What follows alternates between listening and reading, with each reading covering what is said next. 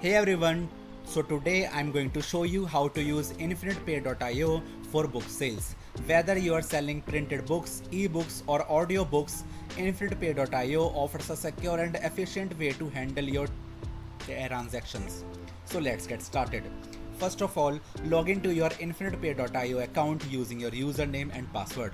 Once logged in, navigate to the book sales or payment section. This is where you can manage and process payments related to your book sales. Now, to set up your payment processing, integrate Infinitepay.io with your online bookstore or sales platform. Follow the integration documentation or use the API provided by Infinitepay.io. Now, configure your payment options by linking your book sales business to Infinitepay.io. Set up payment methods such as credit debit cards and adjust transaction settings to match your sales requirements. Now, create and manage payment requests, invoices, or payment links for your books through Infinitepay.io. Now, you can even track and manage payments through the Infinitepay.io dashboard.